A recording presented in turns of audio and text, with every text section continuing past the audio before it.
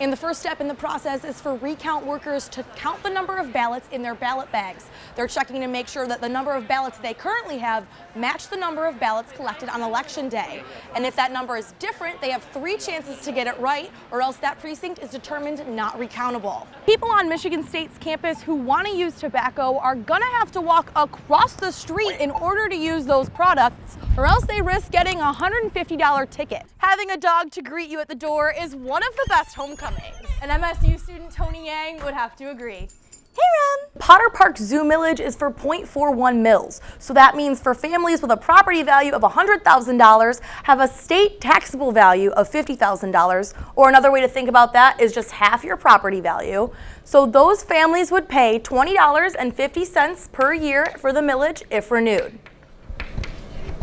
Meridian Township Heritage Festival has Cub Scouts in Pack 265 ditching their screens for some games that are a little harder than they look. Assistant Chief Plaga says that adding reflectors to your bike can make you easier to spot in someone's headlights. But these cyclists forgot another important accessory.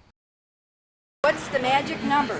A recount. 7, 8. To make sure it's right. To make sure we have we get the people put in office that we want to have in office. Let's get the 3 count started. Michigan, the second state to begin a presidential recount after Wisconsin, started going through ballots. 1. By one, on Monday after an order by a federal judge. Put them in 2 piles. Observers like George Mooring are here for one thing. Well, I think we should do it for our nation, not particularly for any party. This recount is happening because Green Party candidate Jill Stein says she wants to make sure the election is accurate and secure, even though the outcome will not likely result in a Stein presidency. This is bipartisan. And Mooring is looking for inconsistencies, like Maybe the oval was not completely filled in. Lansing City Clerk Chris Swope says before the recount can start, workers must make sure that the ballots are properly sealed in a ballot container. And the first step in the process is for recount workers to count the number of ballots in their ballot bags. They're checking to make sure that the number of ballots they currently have match the number of ballots collected on election day. And if that number is different, they have 3 chances to get it right, or else that precinct is determined not recountable. So we are at 100. Once a precinct is determined recountable, there are a couple different processes allowed.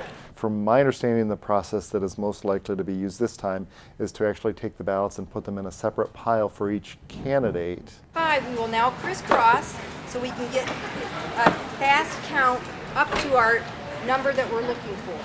Workers are paid by the county, and despite the recount being cut short, Jill Stein still has to pay $125 per precinct for the recount. But that's only for the precincts that have successfully completed their recount.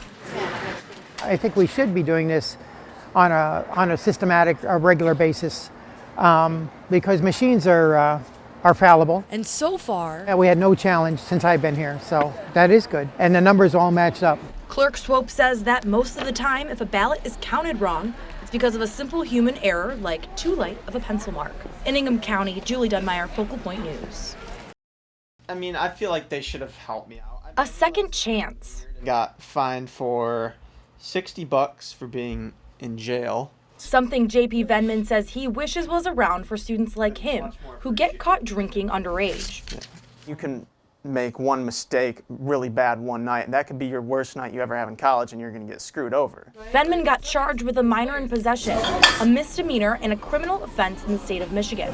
But for college kids, he says, No matter how bad the consequences are going to be, people are going to do it no matter what. And that's why Senator Rick Jones is pushing for a new bill. I don't support anybody drinking in excess, but I also don't want students punished for having one beer.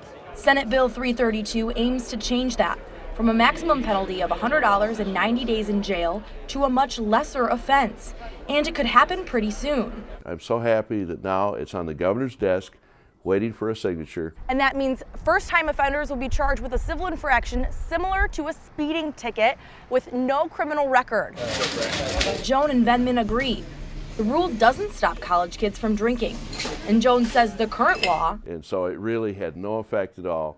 So I want to take away this terrible effect to give everybody that one chance. a chance that Venman says he wouldn't take lightly. And once you get one, it's kind of like it sends scaring you to not get another one. But even if it's your first minor in possession charge, police can still detain you until sober. However, after the first offense, charges go up. In East Lansing, Julie Dunmire, Focal Point News. For 1 week, kids like Matthew Wolchen have lessons with bald eagles and at exhibits instead of a classroom. It's a big zoo lesson for local elementary school students. Well, I feel like I get to see things like live here, and I don't see a lot of live things at my class.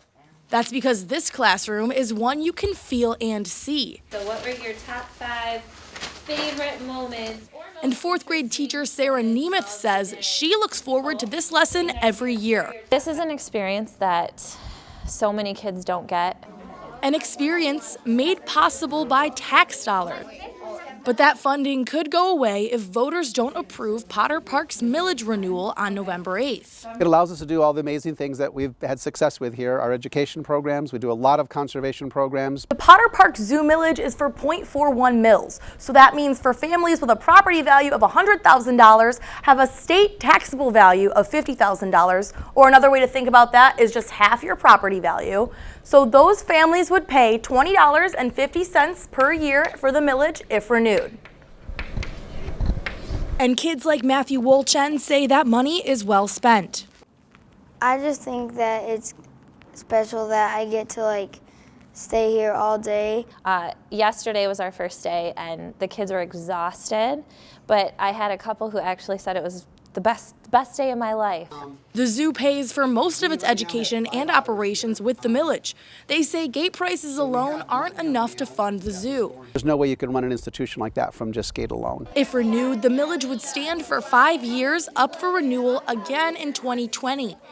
And at the end of the day, these kids and teachers say they learn more here hands-on than in the classroom. Yesterday, we ripped open owl pellets. In Lansing, Julie Dunmire, Focal Point News.